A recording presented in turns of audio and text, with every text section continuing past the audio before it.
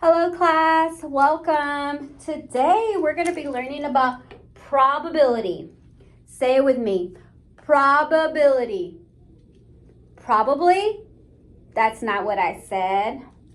Probability, no. Let's try again.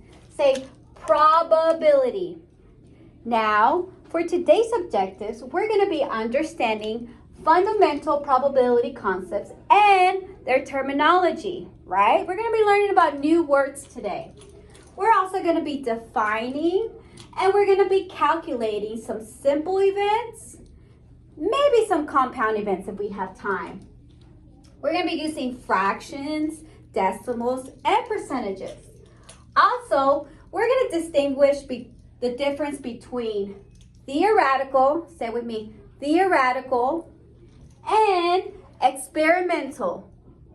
I can't hear you. You have to say the word so we can get familiarized with the terminology. Also, we're going to be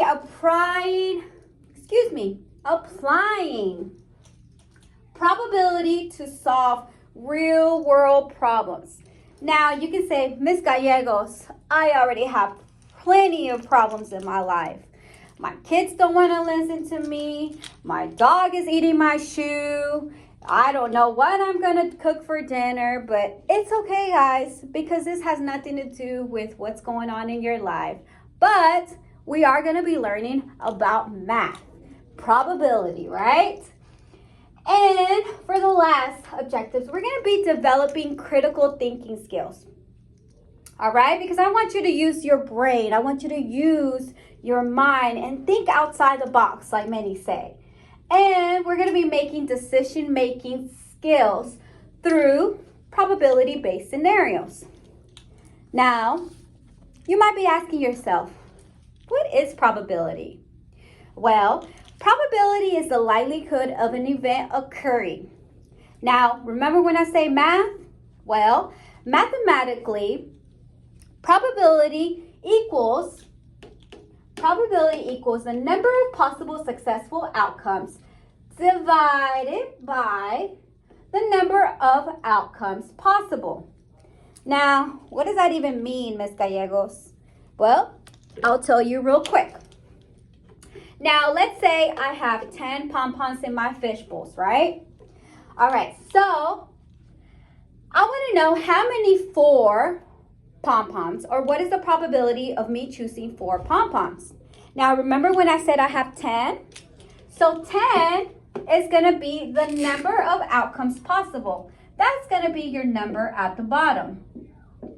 And I'm going to see what is the probability of me picking a pink pom-pom.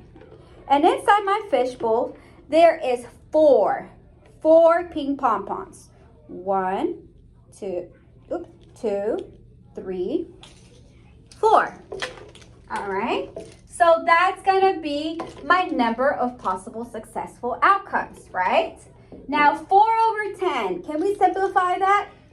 Yes, we can. That's going to be 2 over 5.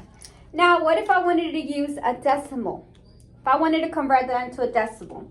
Well, real easily, we have 4 over 10. That means we have 4 tenths, right? So don't forget your place value, 4 tenths. Now, if you want to use percentages, that's going to be 40%. All right? And we have to make sure that we know that all probabilities are going to fall from between 0 and 1. 0 meaning that the outcome is impossible. It was a great Wednesday. Sorry for the interruption, but we're going to get right to it real quick. Excellence and heart set us apart. At this time, kinder, first, and second graders go to your dismissal locations. Thank you for being so patient. Now, as I was saying, that all probabilities fall between 0 and 1, right? 0 means that the outcome is impossible. And 1 means that the outcome is certain. That means it's guaranteed. Now, a simple event is when an event is where it happens one experiment. Let's say I flip a coin just one time. That's a simple event. Now, if I have a compound event, that's if I want to flip the coins many times, 2, 3 times, 2, 3 times, maybe 4, maybe 5, maybe 6, maybe 7. It's going to be 2 or more simple events performed together. All right, so now the difference between theoretical probability and experimental probability, say with me, theoretical. Now, the theoretical is what we already learned. We learned that probability equals the number of possible successful outcomes divided by the number of outcomes possible. Just kind of like my little pom-pom, right? We got 4 over 10. Now, let's say I wanted to experiment, but I wanted to do a different number of trials, right? I wanted to do an experimental probability.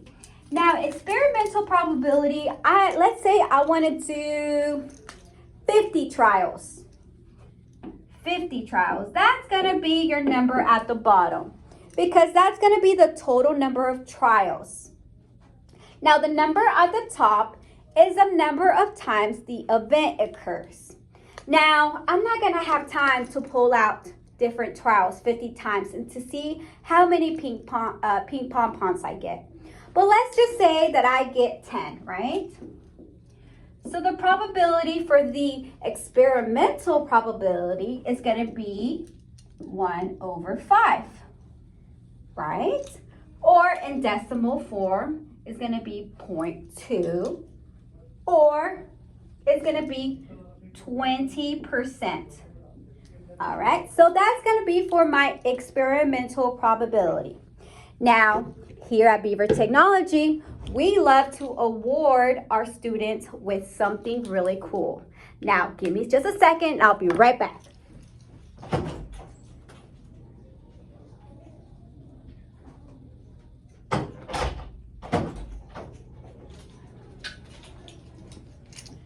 All right, so when students are called down, if their name is called down, we like to give them rewards. Now, I love to use this as my probability real world problems because it gives me an idea of how many times I'm going to be able to get candy. Now, candy is listed on here 3 times, and there's 18 spots. So what is the probability of me getting candy? 3 over 18. That's going to give me 1/6. Say one probability of 1 over 6. Also, what if I wanted to get in the treasure box, right? What if I wanted to get in the treasure box? Now, the treasure box is listed on here 6 times.